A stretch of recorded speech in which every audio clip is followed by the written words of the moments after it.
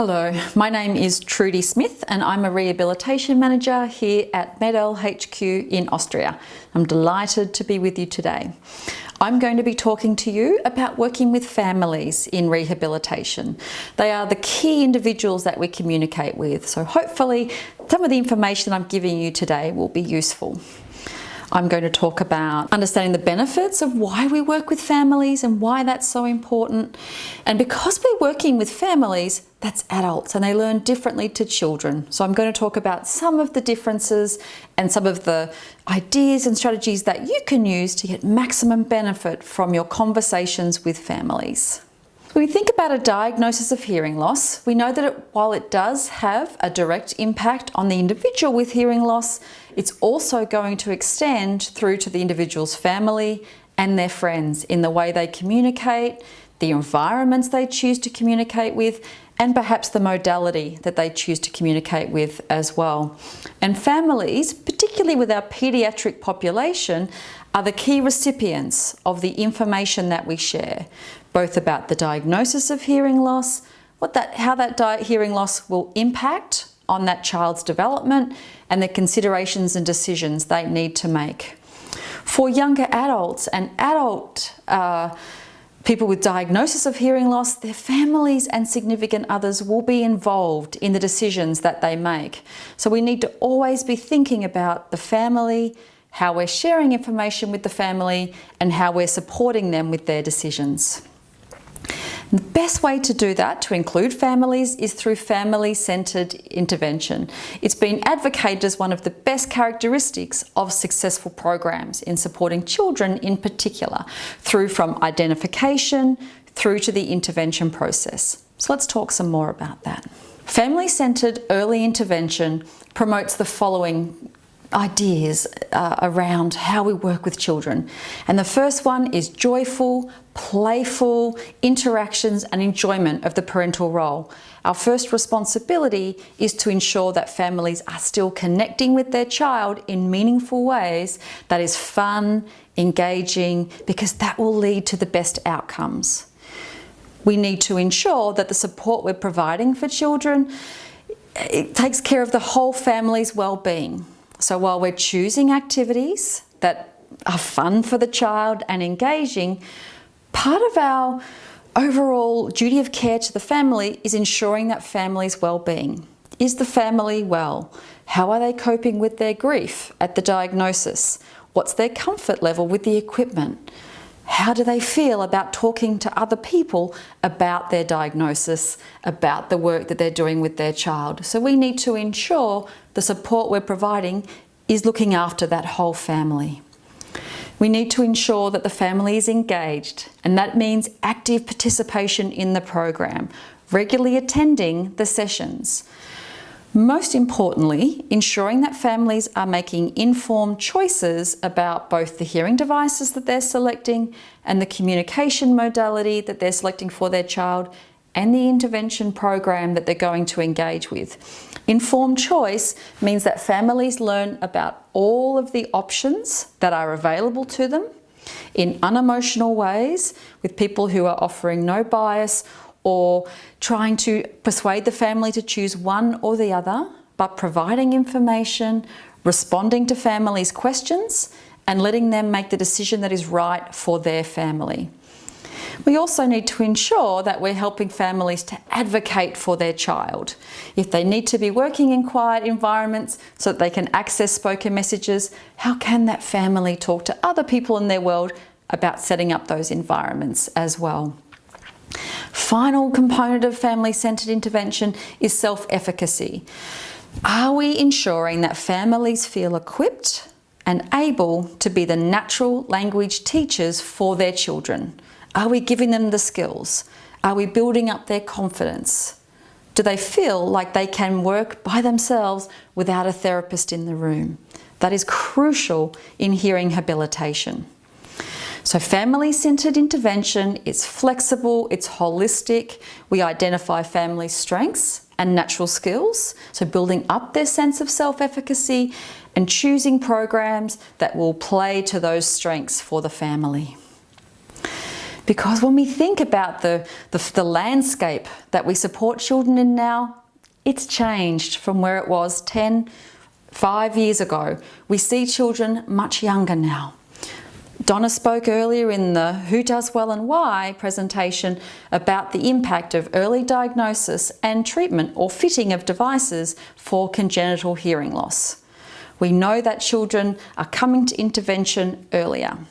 And so, of course, we are working with families. And that's really important that we always consider that. It's our role as interventionists to recognise that every family is different. Understanding that for some families, they will want to get straight involved. They want to start playing, start doing the activities, and really start promoting their child's language.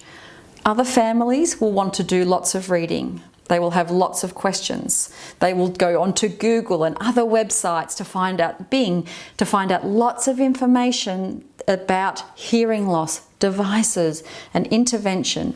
And we need to support each of the two families in different ways, but still being available to them to ensure the outcomes are great for both sets of children as well. We need to understand and value the role of families in working towards positive outcomes for their children. As interventionists, we cannot influence outcomes for children. We can influence the work that families are doing at home. It's crucial that we recognise that important role.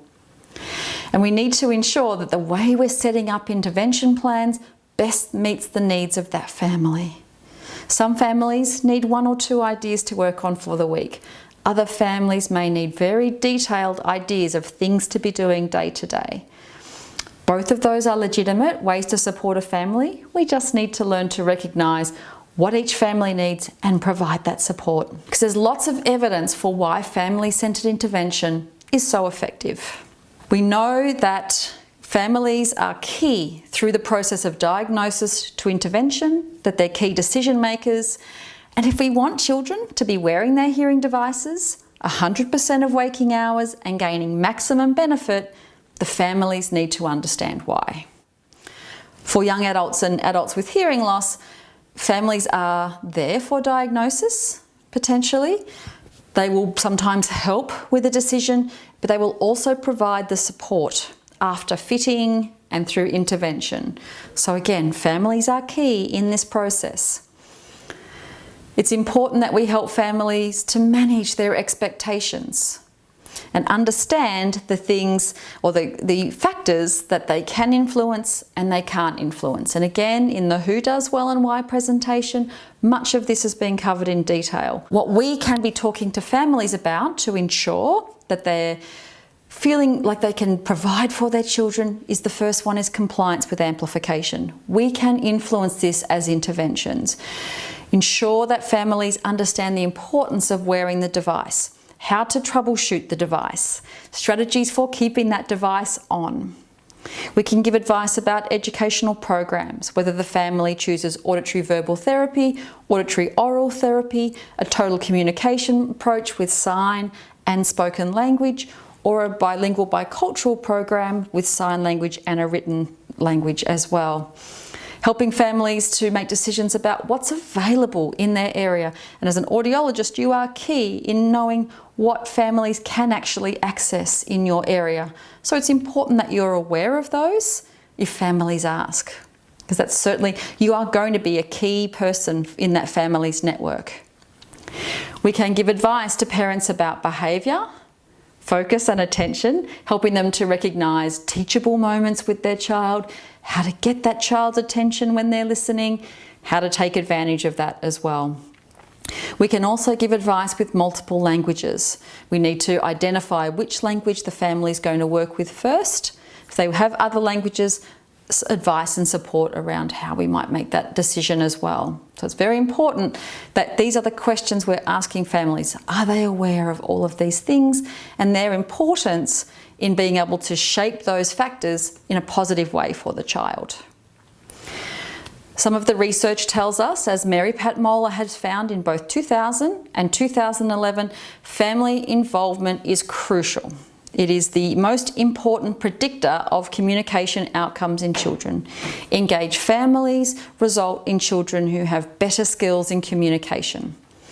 And success is achieved in early intervention programs that actively involve families. We can't have the outcomes that we hope for children without involving the parents. We need to remember that just like families are different, individuals present differently as well.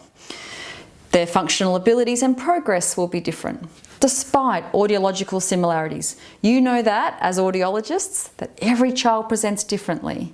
Their functional listening skills will be different, as will the progress that they make. It's important that families don't get into the trap of comparing their child to another child with a similar hearing loss, similar identification age, similar devices. That we remind families that they are unique. Their child's development is unique, and to focus on their own progress. That is very, very important.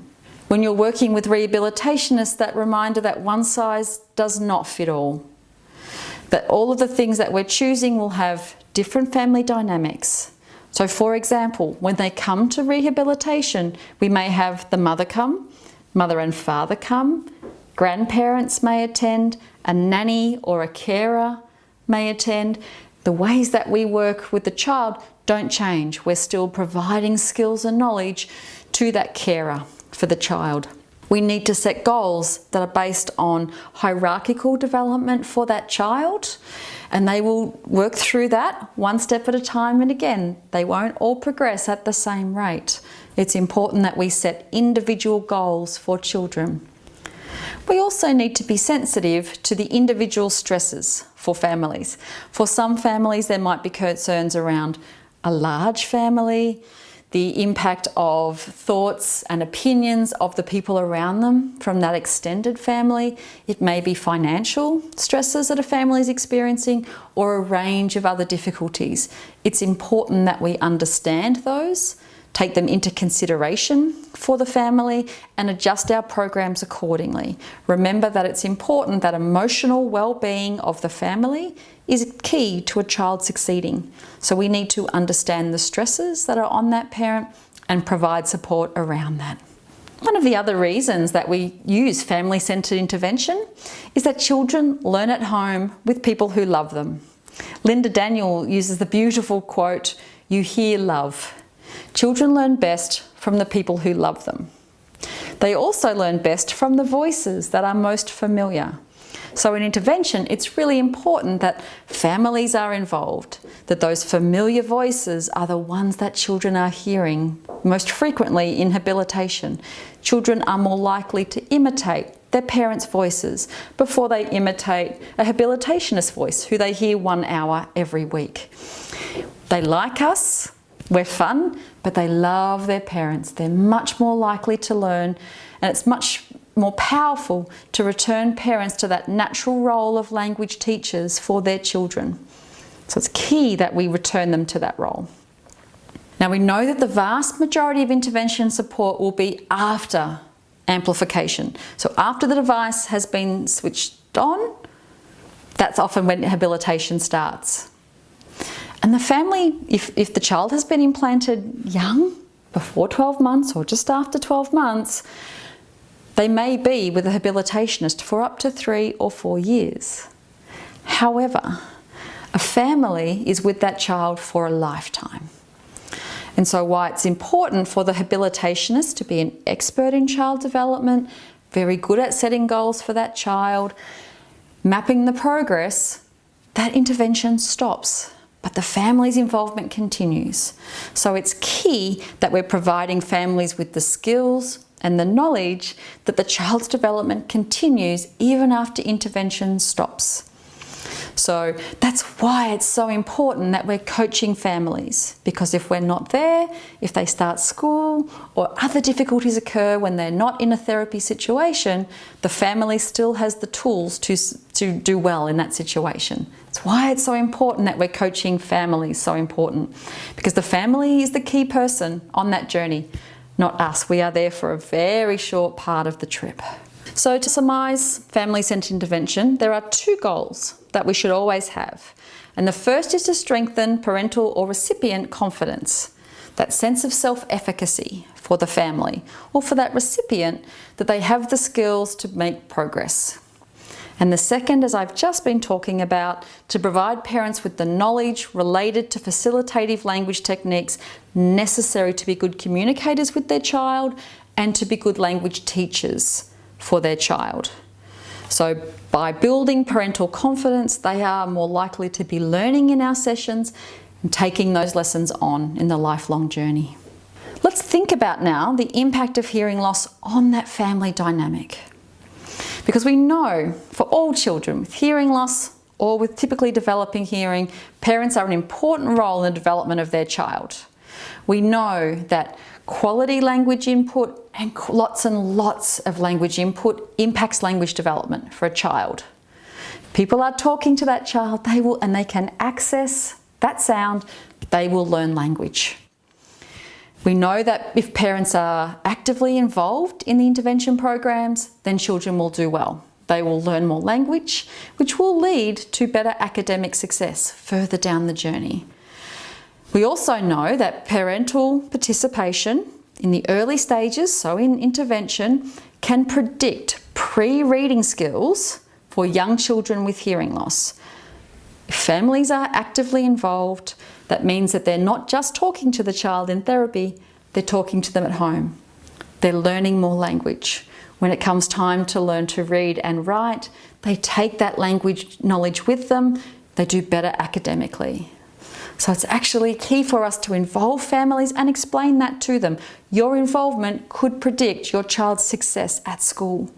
That's very important for many families. And when we think about a parent and child interaction, it's not just one way. It's not just the parent communicating with the child. The child is communicating back with that family. It's constantly evolving and changing. At the beginning, there's a lot of input from the family, both with language, facial expressions, gestures, and actions. Children begin with the gestures, the facial expressions. It develops into spoken language and back and forth interaction. But it's key that we're always monitoring the progress of that between the families. But interestingly, a child's language abilities will influence the way the family interacts with them. If we know that a family has a child with a diagnosis of hearing loss, there may be an interruption with that natural communication of the family to the child. That is going to impact on the way that child engages with everybody around them. We know that that early connection between a caregiver and a child impacts on the developmental outcomes, and that's not just language, that's social and emotional development, physical development. It can cause behavioural and emotional adjustments for a child. If a child is looking at a parent and giving them facial expressions, they're wanting something back from that family. They're wanting support. They're wanting that mother to be smiling back at them, encouraging their efforts. If that's not occurring, that may impact on the bond. It may impact on that child's sense of self, sense of security. So it's very important that we're working on that bond, encouraging back and forth communication. A child's self-esteem will be based on how the family is reciprocating their communication efforts. As I said, a shared smile builds a bond. If the child is interacting or gesturing to something, if the family give that to them and talk about that object, it builds their self-esteem. I am worth my parents' attention. They think that the things that I want are important to them as well. Those children who get that feedback from families have better self-esteem and are more resilient because they have that centre feeling of strength and love from their family. So it's very important that we're ensuring that this diagnosis of hearing loss does not impact on the development of that bond. We need to help families to recognise when a child's communicating, what they might be communicating, and how the family can be interacting with them to encourage further communication efforts as well. Very key to the beginnings of child development. We know that families who have a child with a diagnosis of hearing loss use simpler language. They really want their child to understand, so often it might be that they use less mental state language. And what I mean by that is words like, I think we'll go here, I wonder what they're doing. She looks thirsty. Should we give her a drink? They keep the language much simpler. We're going here. This book is about. Let's get her a drink. All of those mental state language, that more developed language, often ceases with that diagnosis of hearing loss. It's our role as interventionists to encourage families to go back to those normal interactions, to give children exposure to all of that broader, richer, more interesting language. If children have access to that language, they will learn to use and understand that language. So part of our role is to ensure that parents are still interacting with that lovely language that's rich and interesting. So the key message is that participation of families in intervention will lead to better outcomes for those children. We know now what family-centred intervention is, why it's so useful. How do we do it?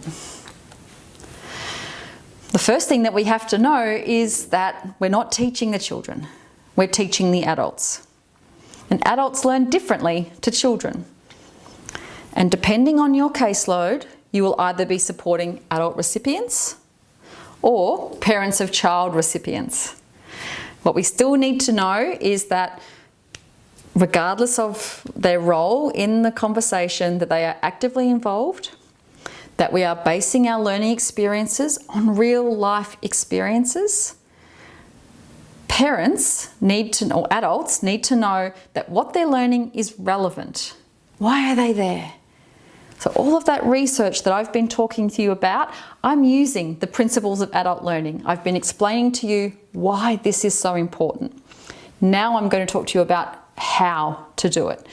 Our adult learners are the same. Our parents are the same. Why is this useful? And then how do we do it? So it's really important that you understand why you're providing intervention to this family and why you're choosing family-centred intervention. And it needs to be practice-driven. At the moment, you are just listening to me. What I'm hoping is that you will go away after this lecture and practice these principles.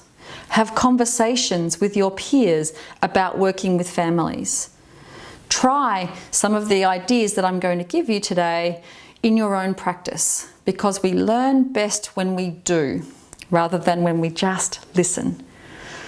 So adults come to the table with knowledge, and for our families, particularly the parents of children with hearing loss, they come with knowledge of language and learning and of their child. And we need to take advantage of that knowledge to then extend it to supporting a child with hearing loss. If we look at our table that's in front of us now, children are so easy to teach. They trust that what adults have chosen to teach them must be the right thing. So we can put any toy in front of them and choose the learning targets. Children trust that we're doing this for a reason. Adults need to know why it's so important, why our language targets are chosen. They choose for themselves what's important to be learned. So when we put that toy in front of a child, we need to be explaining why we've chosen it. What are the language targets that we're working on? Why? And you have a lecture coming up on the strategies for developing listening and spoken language. Why would we choose those strategies? How do they help children to develop listening and spoken language? And then the parents will choose for themselves which ones they think are relevant, which ones they want to try, and they will go home. If they've had a chance to practice them in therapy, fantastic. But which ones are they going to carry over to home as well? When we teach children, they have no experiences to draw on other than their day-to-day lives. It's why we do activities like playing with babies, washing the baby, feeding the baby, putting the baby to bed. That's an experience the child already has. We're just adding language to that experience. For adults, they have substantial experience to draw on. And they may have very set, fixed viewpoints about some of their ideas. We need to take those into consideration and find out what families already know about habilitation, what they want to know about habilitation, and the best way for them to learn so that they can see the importance of what we're doing. So when we think about the ways that we teach the adults, it's very different to children. We need to always be explaining and hoping that families see the importance of what we are sharing and why they should be doing it at home. And it's our role as interventionists to understand each family and how they learn in order to best help them reach those goals. So, as you will have realised, I'm getting to this point that we need a great relationship between parents and professionals. It's our job to work with families to learn how they would like to receive information. The simplest way to do that is to ask them how they learn. A way to put this, the simplest way to understand, is to think about if you get a new piece of equipment at home, for example, a microwave oven. When that microwave oven arrives and you take it out of the box and you plug it in, are you the kind of person who immediately reads the manual from page to page to page to find out all of the information about that microwave oven? Or are you someone who starts pushing buttons, trying things, and you only go to the manual if something goes wrong or it doesn't work the way that you think it will? I'm somebody who pushes buttons. I read the manual only if I have to. And for many families, they learn the way that I do. And so those families want to get started immediately. They want to start playing with their child, trying out the strategies and engaging. Other families like to read the manual. They want as much information as they can about the process. They will have long discussions with you about the ideas. They will want reading material to take away before they come back and engage. So it's very important that we recognise what the family is in front of us, what their learning style is, and how best we can support that family. Do we have the reading material for that family? Do we have the toys ready for that other family who learns incidentally as they go? So asking them, do you prefer a discussion and feedback? Do you prefer written information? It can be as simple as that.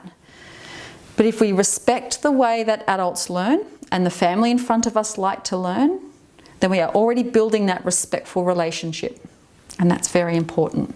We need to ensure that families are the main facilitators of their child's progress.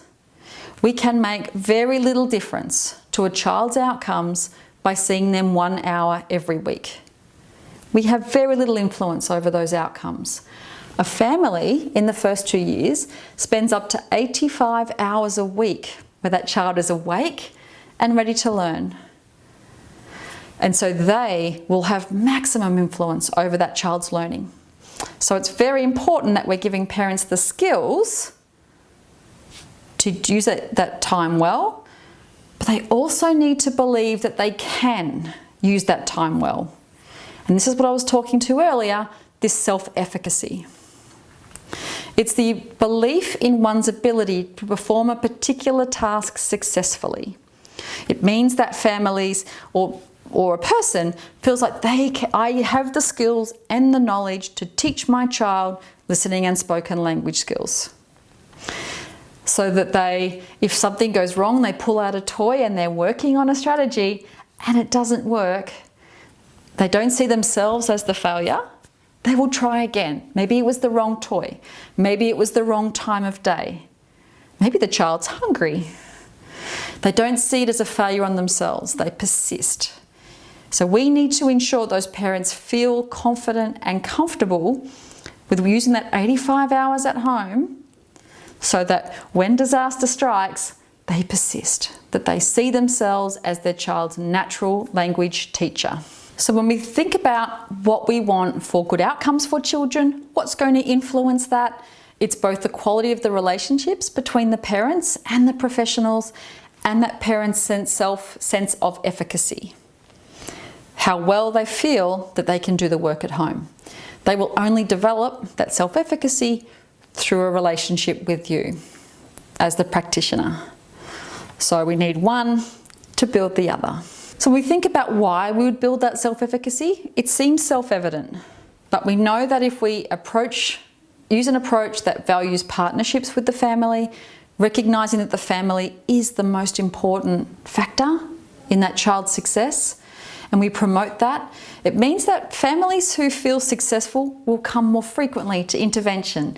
If it's joyful, if it's fun, if they feel like they're making a difference for their child, they will keep coming.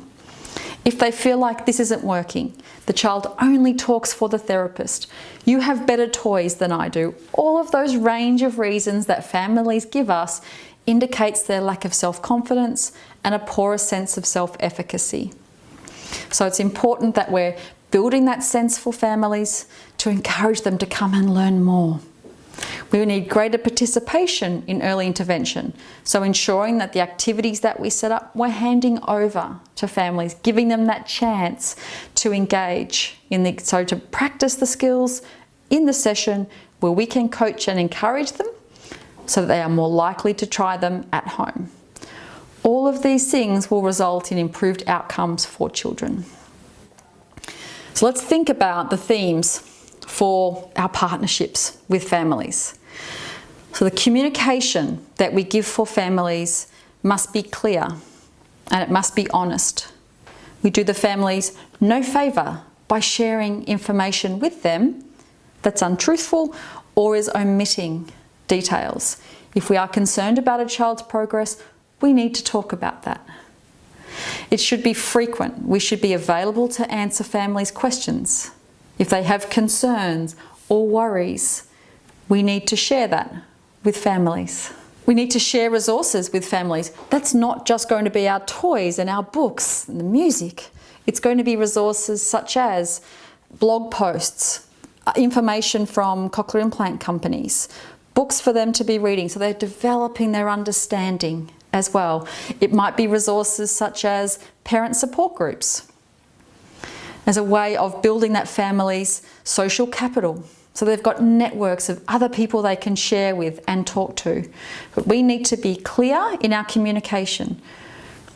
This seems very fundamental, but it's important that we share a language with that family. If they speak a different language to the therapist, is there a translator available?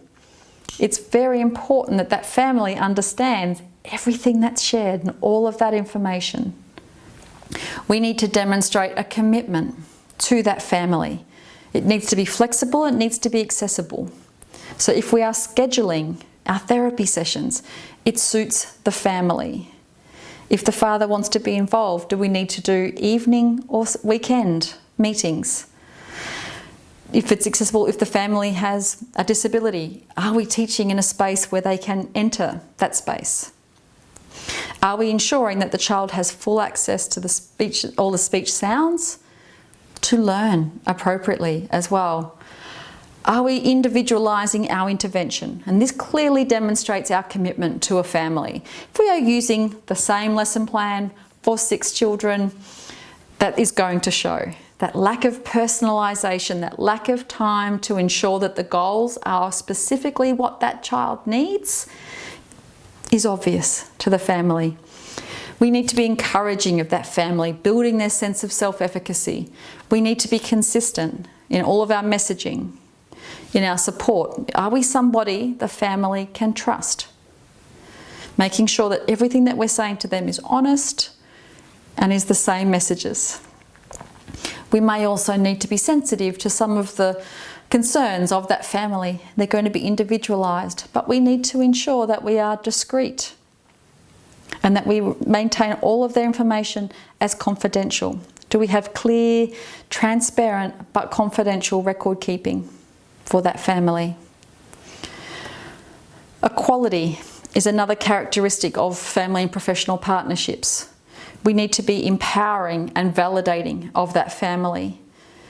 Making sure that if we have families who come from a lower socioeconomic background or with less experience in education settings, that we're building their confidence, helping them to recognise the skills they do bring, building skills that they require to ensure that that child is not missing out. So when we have families who are very quiet, who don't do much talking, how can we teach them strategies to do more talking? For example, modelling day-to-day activities like chores, washing the dishes, setting the table, folding the washing. How we can teach families to make that into a language activity. teaching them to work with books. If they need books, how do we give them copies of them? Ensuring that we're empowering families and ensuring they feel like they have the skills to teach their child. Teaching them to advocate for their child is also very, very important. Demonstrating reciprocity. If the family is showing you that they value your time, how are you demonstrating to them that you value the relationship as well? What are you giving back to that family? And making sure that the session is harmonious. Remember that family-centered early intervention should be joyful and fun. How are you promoting that? We all have sometimes some personality differences with other adults. It's part of being a grown-up. If you're having a personality difference with a parent, how are you going to resolve that? Or are you going to find another therapist that might support that family in a different way? These are all things we need to consider. When we think about skills in this relationship, it's both skills of the therapist, ensuring that we understand child development, the hierarchy, the ways to set goals, and all of the strategies that you're going to learn about to teach listening and spoken language. How are we sharing those with families? Do we understand the way that children develop and ensure that our expectations for progress are appropriate and realistic? And are we helping families to develop their own expectations that are realistic? Are we considering the whole child and family? Are there siblings feeling left out? Can we involve them in our therapy sometimes to make them feel more part of the program? Is there one parent who is learning all of the skills and not the other? How can you share that with them? Can you bring them into the therapy? Can you record some therapy sessions for that first parent to take home and do some incidental coaching at home? How are you going to build the skills for the whole family? We need to identify families' willingness to learn. And if it appears that families are not engaging or not learning, we need to ask ourselves, have we recognized the adult learning strategy of explaining why we do this, why it's important? Remembering that we're not teaching children, we're teaching adults, respecting that, and taking action where we need to. I've talked a little bit about trust already, but being reliable. If you say that you're going to do something for a family, we need to. If we're going to introduce them to other families, we need to ensure that occurs. If we were going to seek some information for them, did we follow up? If we were going to speak to, in your case, another interventionist or another provider, have you done that? How are you being reliable to that family? Making sure that everything that the family is sharing with you is confidential and that you're discreet with that information as well. And of course, in any partnership, there must be respect. Valuing both sides, both the parent respecting you and your skills, and the professional valuing the family and respecting and valuing them. Being non-judgmental, making no judgments about their background. Recognizing that every family brings different strengths to this scenario and identifying those and working with them. Being non-discriminatory in our approaches, but also avoiding intrusion. And this can be challenging when we want to step in and help families, particularly if there's difficult social or familial concerns. We need to find out what families want us, how they want us to be involved, or not at all. They may just want to talk about it. So finding out how we best support that family and avoiding those intrusions where possible. So it is our role to engage families and strengthen recipient and parental confidence, particularly for those families with very young children, building up that sense of self-efficacy. We do this to empower them and foster the development of their skills. So what we're wanting to do is to make sure that families are using that time, that 85 hours a week in the first 2 years, to best promote listening and spoken language for children. We do that through coaching. Now, it's a process that goes between coach and learner, and it's a range of conversations focused on mutually agreed outcomes. And in the case of listening and spoken language, those mutually agreed outcomes is the child using listening and spoken language. But it's also providing the caregiver with an opportunity to engage in problem solving with the clinician. They need to work on these kinds of targets. So for example, they need to use action words. How might you work on this at home? Or what are some of the words that you use at home, such as eating, drinking, sleeping, washing, and playing. Working together with the family to identify the goals, identifying experiences that happen at home, working on those together. So again, it's that equal, respectful relationship that is part of coaching. So interventionists apply coaching principles within the learning environment. What we're doing is encouraging caregiver engagement. So we're not going to play a game just with the child. We want to involve the family. So we're teaching them those skills. We want to build their confidence and competence. So when they're engaging in that activity and we can see that they're using the target language, they're trying a strategy that we talked about, we're letting them know, do you see how well he attended when you used an auditory hook? As an example, recognizing when families are using skills well or engaging their child in a way that promotes good outcomes, praising the family, helping them to recognize what they're doing well. And then ensuring that we're helping them to take what they've learned in the session and using it at home for those everyday activities and routines. We teach them to know when strategies are successful, help them to recognize that what they're doing is getting a good outcome with their child. Can you see that when you use that auditory hook, you get their attention straight away? Helping families to understand, like that adult learning principle. Why are we doing this? Explaining why and using the child as an example. We may need to make a change to the technique. If the family is doing the listening check, for example, and they're using too loud a voice, coaching them to reduce it to a normal conversational volume. And to generalize to new and different circumstances, people and settings. So for example, in a nice quiet learning environment, you can sit at a distance from the child and communicate and know that they can hear you clearly. But in a noisier environment, we need to use the strategy of come close to me to ensure that child has good access to the spoken message. So helping families to recognize the skills and generalize them to other settings. Why do we coach? Because as this learning pyramid tells us, what you're doing right now is just listening to a lecture. You may remember 5% of what I've been telling you. But if I give you activities to do, if you turn off this video and talk to your colleague, or if you practice doing the strategies that I've been suggesting today, you're far more likely to learn and remember and do. And by teaching others, you can remember up to 90% of the information, which means teaching a spouse, teaching a sibling, teaching a grandparent. Encourage families to help learn. That's going to get better outcomes for that child. Remember that 85 hours, we need to use it well. It's very, very important. And finally, the key qualities of an effective coach or habilitationist is that we are caring. That our concern for the family and our engagement is obvious. That we are honest and trustworthy.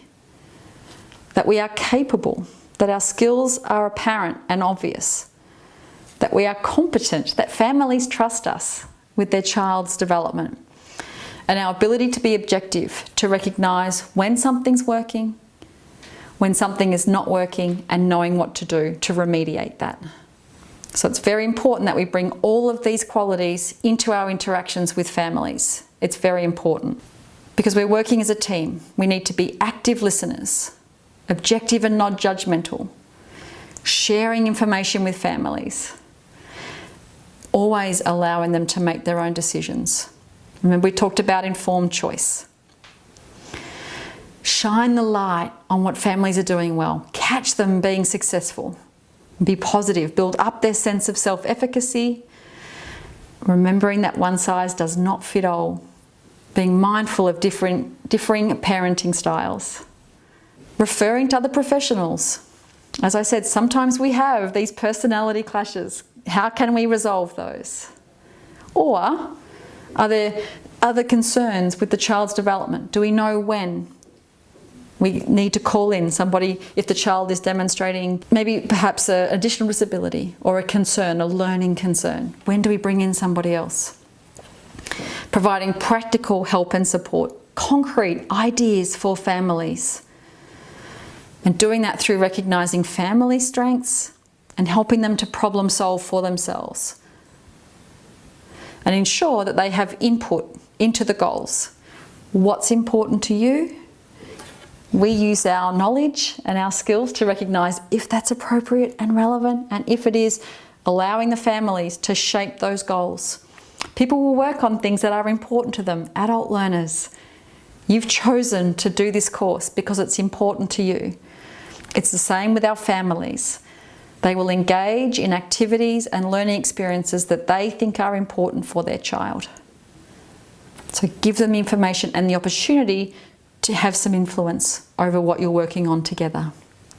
Always being respectful of cultures and beliefs, understanding how families want to work, if cultural beliefs impact on the roles that you're playing with dolls and those sorts of things. I think most importantly, ask families, how can I best help you? What kind of learner are you? Do you want the manual or do you want the activity first? Keep asking them. Is the way that I'm explaining this helpful? Ensuring that the programs that we're setting for families are relevant to them, appropriate to them, and they understand why they're working on them. And always give them a chance to demonstrate what they're learning in your sessions. Hand over the game, hand over the toy, coach from the side, be encouraging of their efforts, make changes where you need to. But if a family has had a chance to practice the strategy in your session, they're more likely to use that strategy at home. It's a nice way for you to recognise how that interaction is going at home. Is that bond in place? So allow them to demonstrate their skills in the session. Because what we do is a partnership with families. It's absolutely key. Because once there's a hearing loss, if we choose family-centred intervention, build those skills, we will get positive outcomes for our children. Thank you for your time.